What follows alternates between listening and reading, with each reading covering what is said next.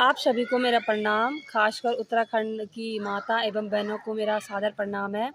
आज मैं अपने यूट्यूब चैनल से एक ब्लॉग बना रही हूँ और इसका ख़ास रीज़न ये है कि आजकल एक सगाई बहुत चर्चित हो रही है, चर्चा का विषय बन रखा है अनीशा रांगड़ जी की, जो हमारी उत्तराखंड की लोक गायिका है और लोक गायक श्री केसर सिंह पंवार जी हैं। तो कुछ लोग उनके बारे में अफ़वाह फैला रहे हैं।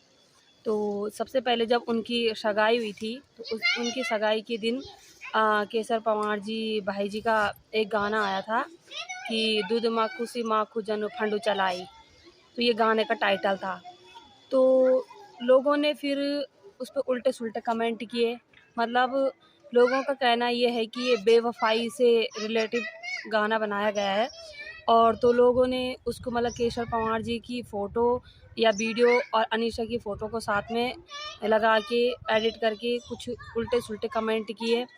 तो ये सरासर गलत बात है। पहले मतलब बात इस बात की आती है कि ऐसा करने का हक़ हमें नहीं है। किसी की पर्सनल लाइफ में हम दखल अंदाज़ी नहीं कर सकते, ठीक है। तो उन्होंने ये सब करके मतलब ये है कि सोशल मीडिया पे ये खबर फैल गई।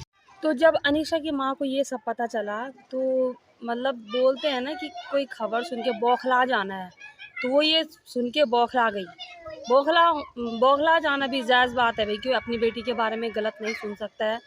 पर कोई इतना ना बौखला जाए कि मतलब उसका भुगतान हमें बाद में करना पड़े। मतलब गुस्सा बोलते हैं ना, गुस्सा इंसान का सबसे बड़ा दुश्मन है।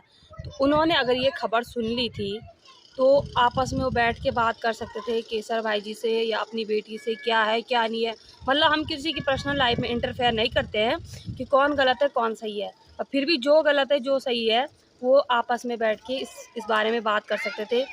और उन्होंने क्या किया कि मतलब सीधे अपने फेसबुक पेज पे लाइव आई सोशल मीडिया द्वारा, और उन्होंने इतने अपशब्द बोले उत्तराखंड की माता बहनों को कि मतलब जिन शब्दों को हम बयां भी नहीं कर सकते हैं। मतलब जिन लोगों ने भी सोशल मीडिया पे वीडियो बनाई होगी तो उन शब्दों को कोई नहीं बोल सकता है। और पीछे से जो उनके हस्बैंड जी हैं वो भी पीछे से उल्टे सुल्टे कमेंट कर रहे हैं। तो मतलब मेरा कहना ये है कि ये गलत बात है, ऐसा नहीं करना चाहिए, ठीक है।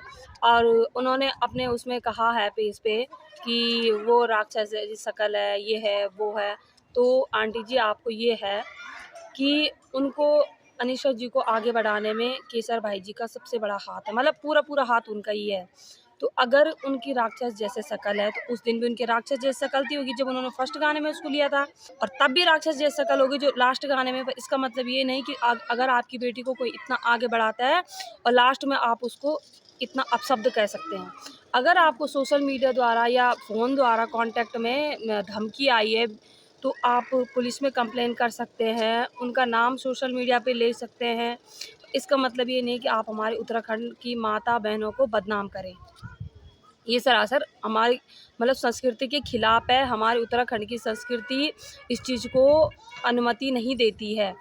और मतलब आपने कहा है कि उत्तराखंड की बहनें माता हैं, तो मतलब इन होटलर की वाइफ़ ऐसा ये सब करती हैं। तो आपको ये सोचना चाहिए कि आप ही उत्तराखंड की माता बहनें हैं, आपके मुँह से ये सब शब्द अच्छे नहीं लगते हैं। तो मतलब मेरे एक छोटी-सी वीडियो के माध्यम से कहना ये है कि आप इन बहनों से माफ़ी माँगे। तो उत्तराखंड में ये चर्चा का विषय बन रखा है तो इसको इतना आगे ना बढ़ाया जाए। बात का बतंगड़ होने वाली बात है, आपस में बैठ के आप सुलझा लो इस मामले को। और अगर आपको मतलब आवाज़ उठानी है तो अंकिता जी के लिए उठाइए। राक्षस जैसी शक्ल उन लोगों की है जो खुलेआम दरिंदे बाहर घूम रहे हैं। इंसान की मतलब शक्ल में शैतान घूम रहे हैं, मतलब इंसान का नकाब पहन रखा है इन लोगों ने। तो इनको जेल भिजवाओ, इनके लिए धरना प्रदर्शन करो कि ताकि हमारी एक उत्तराखंड की बहन को न्याय मिल सके। उसकी माँ बेचारी इतना रो रही है कि मतलब जिस पे बीतती है उनको पता होगा कि उनके साथ क्या हुआ है। तो इस चीज़ के लिए आप धरना प्रदर्शन करें, इस चीज़ के लिए इसके खिलाफ आवाज़ उठाएं। और जो बलात्कारी है वो खुलेआम घूम रहा है और जो निर्दोषी है उनको वो अंदर कर रहे हैं। तो इसमें मतलब आप ज़्यादा से ज़्यादा योगदान दें, भू कानून के लिए योगदान दें, कई चीज़ है। इस बात को इतना बढ़ावा ना दिया जाए, इस बात को यहीं पे ख़त्म करके अपना मामला सॉल्व कर दो। तो मेरे को अपने शब्द में इतना ही कहना था। तो जय देवभूमि, जय उत्तराखंड।